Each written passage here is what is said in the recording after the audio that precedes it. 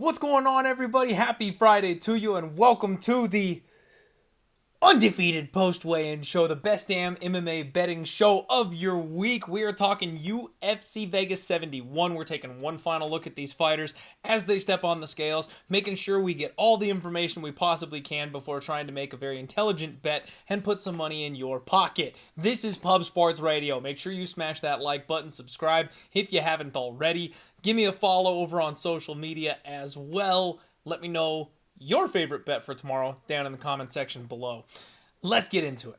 Lines are brought to you by Superbook Sports. The first fight on the card is going to be Dumont taking on Blaydes Heestand. Both guys made 136 pounds today on the scale.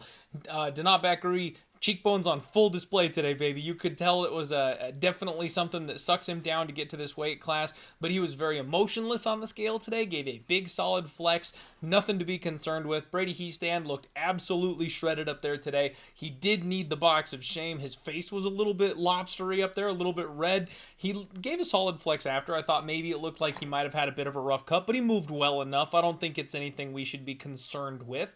Heestand does have a decent size advantage when they faced off. I was really hoping that Dana would be a bit larger when they matched up physically here, because obviously we know Heestand just wants to maul this guy in the grappling realm. I think Dana is still strong enough to work out of bad positions, get back up to his feet, especially with the time spent with Fight Ready. You would expect his technique in those areas to have improved, but a younger fighter with a size advantage that likes to push the cardio edge and is just going to stick on you like glue, it does make me worried just a little bit. Now, I already jumped in on Dumont earlier on in the week. The line has been steadily moving our direction, so I think we're on the right side. I'm trusting Fight Ready. I think Dumont will find an opportunity to land on Blaydes Heestand, whether it's by decision or whether he clips him and knocks him out, which we have seen Brady hurt before.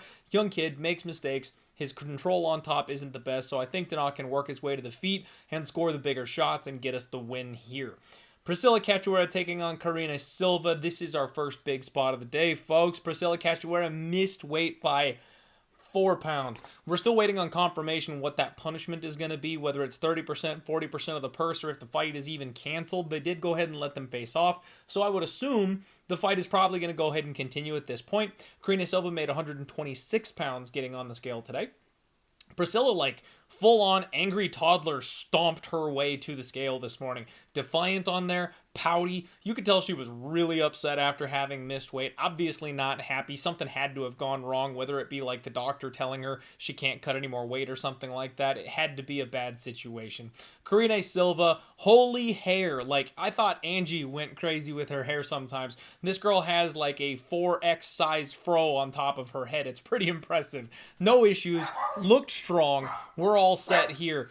Size advantage definitely goes to Priscilla Cachoeira here. This was a very intense face-off between these two women, and I said earlier on in the week that I felt like this line was too wide. I know if this fight hits the ground even once, that Karina Silva is probably just going to dice straight through Priscilla Cachoeira. She is definitely the better grappler. We've seen that's Priscilla Cachoeira's weakness, but with Cachoeira, she's got decent enough takedown defense in the first place. She's big, she's strong. Karina's not a great wrestler. She's reliant on mostly, pulling guard or other people getting it to the ground for her to then use that BJJ.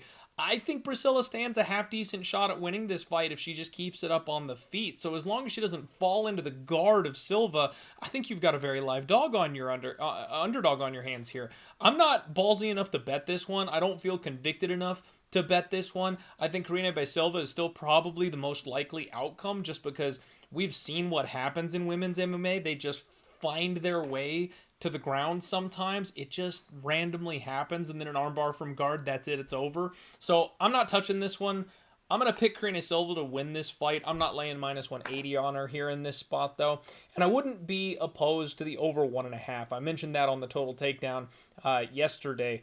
I do, like I said, think that it's going to be like a weird scramble type situation that maybe gets them there.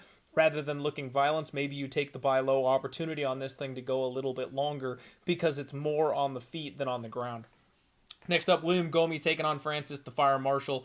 Gomey missed weight, 147 pounds today, missed weight by 1 pound. They did tell him they'd give him the extra hour to continue making weight. I haven't got the update on that just yet, so I'm not sure if he hit 146 or not. Francis Marshall did make 146. Sorry, my voice seems to be going here just a little bit.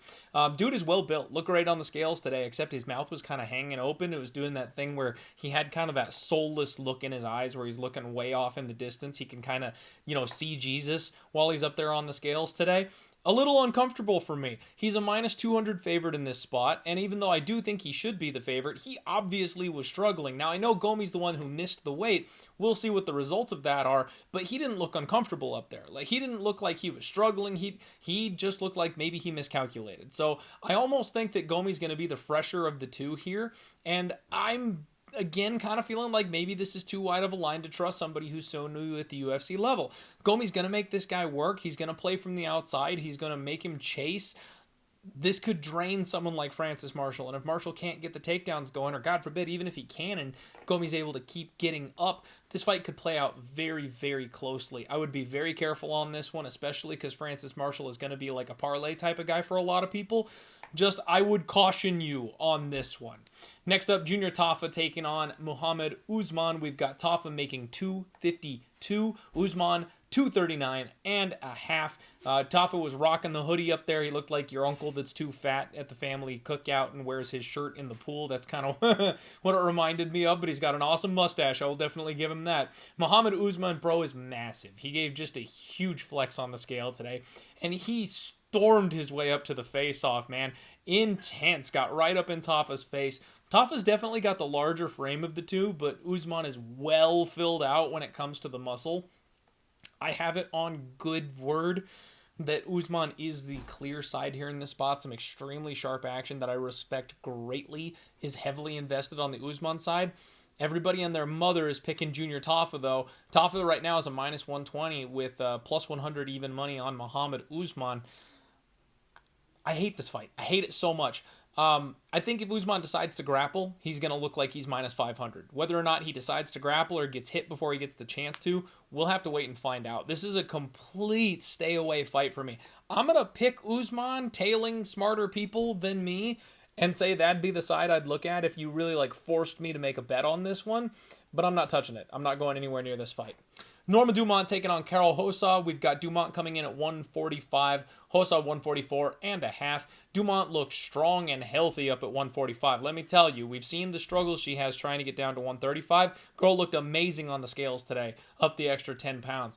Now, Carol Hosa, for some reason, I think my stream skipped a couple times because there's one or two fighters on this card that I didn't actually get to see weigh in. She's one of them. I didn't get to see her there. But when they faced off, they size up really well. In fact, Carol Hosa looks like she is the slightly larger of the two. And this is why you guys need this show. Because if you weren't watching this show, first off, how would you know who is shredded and who is not? But secondly, we can't always trust the numbers. The UFC stats, they have Dumont as like an inch and a half or 2 inches taller than Carol Hosa on their site. It's not accurate. In fact, it's the other way around. Carol Hosa is the taller of these two fighters, and that makes a huge difference for me. I was leaning towards maybe the size of Dumont causing problems. I do not trust Dumont's IQ whatsoever, not as far as I can throw her. And I was wondering why Hosa would even move up in the first place. She's having success at 135. She can make 135. Why would you take this fight up against somebody who's bigger than you up at 145? She's the bigger girl. It makes a little bit more sense now. Easier weight cut, no problem with the size. Hopefully the strength matches up well. I lean with Carol Hosa in this spot. I do definitely think the split decision is kind of a good way to go here on this one, though, because with the bad fight IQ, like we've seen Dumont hurt people, her jiu-jitsu game is on point, her wrestling is good, but she makes mistakes, she lets people off the hook, and then Carol Hosa's got great volume. So I do think this is going to be one of those fights where there's some cage pushing, there's some clinching, there's some grappling, some up, some down, bigger shots versus more shots. Definitely sets up for a split decision. If you've got access to that prop, that might be the way to play that one. Montel Jackson is taking on Ronnie Yaya. Both men made 136 pounds here today. Montel Jackson is shredded. I have no idea how that guy cuts down to 135 pounds. He's huge. Blank face on the scale today, though. No problems. Made it through. Ronnie Yaya, no issues. Professional here, on and off quickly here today. Obviously, there's a decent size advantage here for Jackson. Ronnie Yaya is a bit thicker, though, than I recalled him being. So, interesting spot here. I'm picking Jackson. I think he pieces Ronnie up from the outside, but Don't be shocked if Ronnie gets in on the inside, lands a takedown or a club and sub type situation, because he is just legit on the ground. There's always the chance that Ronnie Yaya can win a scramble and get up on top. You can get his submission prop over at Superbook Sports at plus 950 if you feel like rolling the dice there. I'm definitely on the Jackson KO side of things. He's minus 136 for a knockout on Superbook Sports. The under 2.5 doesn't seem so bad either. I can't see this fight going the distance. Christos Diagos is taking on Ricky Glenn. Both men made 155.5 pounds. Diagos has a glorious head of hair. I'm used to this guy being bald like me, but he grew it out and looks fantastic with that thing. I'm jealous. But he looked much, much slimmer today, which was very interesting to me. You look at his profile pictures, you look at his UFC pictures, even his Instagram, and he just looks like he's jacked out of his mind. Like, he's got abs for days. He's chiseled. He's a bit softer here today. Now, he's getting older. He's coming off a bit of a layoff. I'm worried this might be like close to the end of his career here, and physically he's not looking as good. That's a red flag here for me personally. On top of that, he tried to do like the heart hands thing, saying he loves people. He never even got his hands together. Like, they were still a good 2 inches apart from each other, and he just gave up on it and walked off the stage. He looked wiped trying to make this weight cut. Very concerning here for me on Chris Joe, somebody who I've already got marked as a chin liability, taking on Ricky Glenn.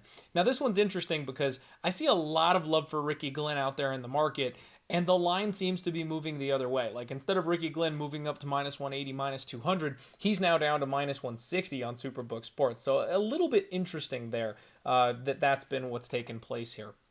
Slight size advantage for Ricky Glenn. When these guys faced off, I was a little bit surprised to see that. I like to see that. I think Ricky Glenn by knockout plus 400 over on Superbook Sports is probably the way. I've just seen Diagos chinned way too many times. Glenn will give up the takedowns, he'll work his way back up to the feet, and we've seen Diagos slow down and gas out before. I think this is one of those ones that's got late, round 2, round 3 KO for Glenn written all over it. We talked about it on Monday. I have yet to actually pull the trigger as far as a bet goes, but Glenn is the pick for me. Glenn by knockout is the prediction, and we'll see if I get to anything at the betting window, because this one's still a bit sketchy with two guys that are a bit older in the division. Matt Zimbelsburger taking on Jeremiah Wells. We've got both men coming at 171 pounds. The stream, again, I didn't get to see Matt Zimbelsburger on the scale today for whatever reason, but he's got his Wolverine hair and beard thing going on. Jeremiah, absolutely jacked. This man is, holy crap. Like, if you've ever seen, he would make a really good, like, stone dwarf. Like, if they did another Lord of the Rings movie or anything along those lines, sign this man up as an actor afterward, paint him, some kind of a gray color, and he would fit right in with somebody that just, walked out of a mountain. I can't believe the amount of muscle he's got on him. Now, they did call him at 171.5. He needed the box of shame. Got it off, no problem. Apparently his shorts, his chonies weighed a good half pound there. There's a joke in there. There's a joke to be made about... Okay, I'm going to skip that. So, this was a really good face-off. Obviously, size advantage here, or however you want to look at it, right? We know Matt Zimbelsburger is taller. We knew Wells was going to be shorter and wider. Pick your poison here. This is a pick-em price tag here in this spot. I think Zimbelsburger is a good live bet opportunity, because I think, obviously, Jeremiah Wells, we've seen what he can do early in fights, but you'll be able to see if Zimbelsburger can survive on the ground. You'll see if he can defend the takedown. You'll see if he can survive getting chin checked. And if Wells starts to fade, especially if he comes out and starts hot, you could get a nice plus money on Matt Zimbelsburger. That's kind of the way I'm looking at it. I think I like the Zimbelsburger side. I like the over 1.5, which is minus 165 at this point. But I think this is a great spot on a card that's very, very sketchy to look for maybe a live entry tomorrow. So that's going to be what I'll do. I'm going to pick Zimbelsburger. Don't know if I'm going to get there pre-flop, but I will be paying very close attention while this fight is going here. Next up, we have got Yasmin Lucinda taking on Brogan Walker. Both women made 126 pounds. Giant sunglasses for Yasmin. I don't know what she's thinking up there. Those things were twice as wide as her head. She gave a good smile, a good flex. 21-year-old kid. Cut her a little bit of slack. Brogan Walker, her veins are popping out insanely in her arms. And that was something worth noting in my opinion, because, I mean, seriously, they were like this far up off of her skin. Walker is a decent bit taller in this spot, and as somebody who did parlay Yasmin Yasmin Lucinda, that is a little bit concerning. The size advantage for Walker wasn't something I was overly anticipating. Now, one thing I do kind of like in this spot, besides just, I laid the chalk on Yasmin Lucinda, I did parlay her with Bobby Green. The under 2.5 at plus 210, I think, is very, very live in this spot. So if you look at the records, Brogan Walker is a BJJ black belt. She's got a size advantage, and she's going to be the more experienced grappler here. Yasmin Lucinda's losses have come by sub. Like, she's lost 1 or 2 decisions, but the majority of her losses have come by submission. Now, she's working very, very tirelessly on her grappling. She's working hard on her ground game, and you can see she just got promoted to BJJ purple belt over on her Instagram. But black belt versus purple belt, not the same thing still. Brogan Walker could submit this girl. It's completely possible for that to happen. And you can get 15 to 1 on Walker by sub if you want to take that stab. And then on the flip side of this thing, we just saw Walker get knocked out. She's getting older, and Yasmin Lucinda has hammers. Like, she wings big-time hard-fire punches, and Brogan Walker has no defense whatsoever. When they're striking in range, she throws from the hip. Her head is wide, clean open. I think there's a big-time opportunity here for Lucinda to land a knockout. Both women could definitely finish this fight. The under 2.5 at plus 210, I think, is a safe way to play violence here in this spot if you like that angle. And then Lucinda KO is plus 330 on Superbook, and of course the 15 to 1 sub on Walker. There's all kinds of options for you to find a way to make some serious, sprinklage here on this fight, as opposed to just chalking up that minus 330. I like it. It's a fun fight. I expect violence.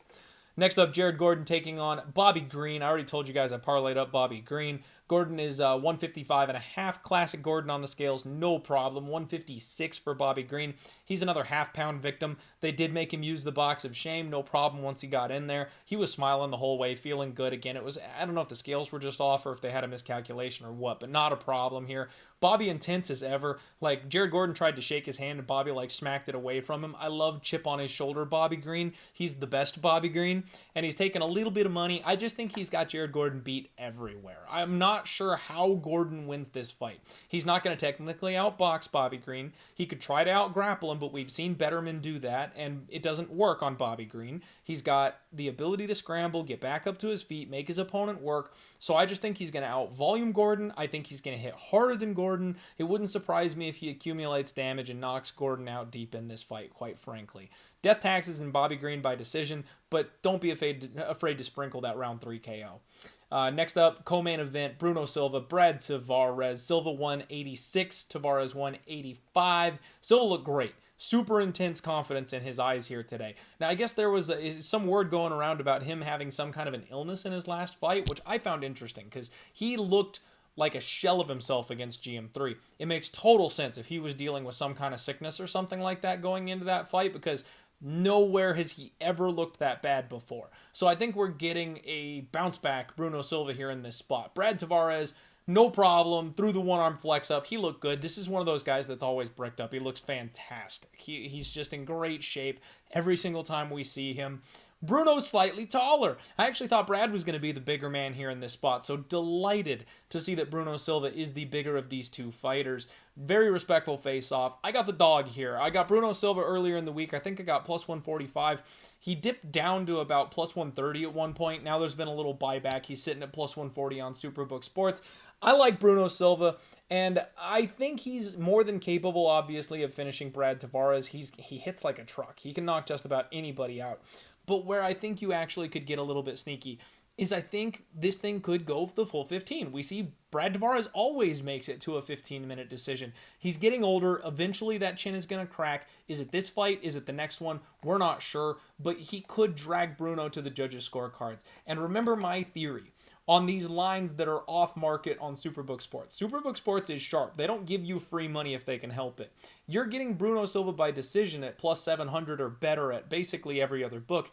It's only plus 650 here. So they're shaving it just ever so slightly down, and I think that's to protect themselves. I think Bruno, by decision, may be the sneaky play here on this fight, trusting that Brad Tavares still has enough durability in him to get us to the final bell. That might be the way to look if you want a huge score here on this fight. I've already got the dog. Don't be surprised if Silva by decision pops up on my scorecard, or if it ends up in like a Hail Mary parlay for Saturday, because I kind of like that. Main event time, Sergey Pavlovich and Curtis Blaydes. Pavlovich made 260.5, Blaydes 262 and Sergey's just a massive human being. Holy shit. No issues. He's got that power gut thing going on. Curtis Blaydes, no problem, on and off very quickly today.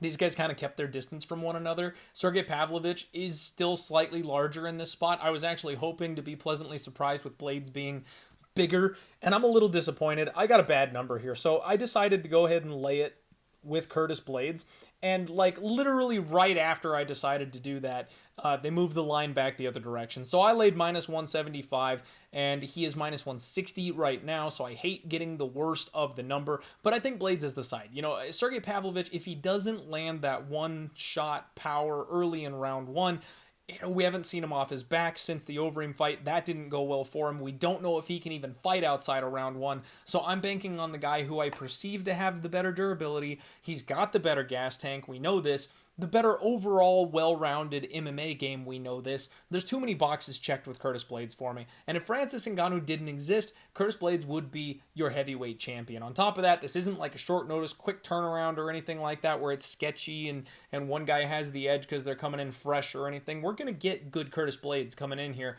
and he's got a chip on his shoulder. He is trying to take that title. He wants the fight with John Jones. I'm not getting blinded by the round one starching Pavlovich has put on some people. We've seen Blaydes take shots from guys like Ngannou and keep on coming, so I think he can eat one or two shots, get in, cause the body lock, clinch up, pin him against the fence. We're in the small cage. I feel like that favors the grapplers. It will force the engagement, obviously, but I think that'll help Blaydes get this fight to the ground quicker. I gotta go. I know it's scary. It's terrifying. I mean, you know, if I'm struggling or if I just get, you know, ants in my pants, maybe I throw a little bit on Sergey by knockout when that fight gets a little bit closer. Try and get out of it that way. But I like Curtis Blaydes here in the main event for this one. That is the Undefeated post-weigh-in show. Thank you, everybody, so much for tuning in. We got a great week of MMA action. 2 Bare Knuckle FC fight cards. 2 Bellator fight cards. You've got Aries FC where Pena's coming back for, you know, the first time in a decent promotion since he got cut by the UFC. And then we've got the UFC on Saturday with the LFA. It's a wonderful weekend for fight fans. Get out there, kick some ass, make some money, hit the like button on your way out, but let's definitely roll. And good luck on all your degenerate action as always.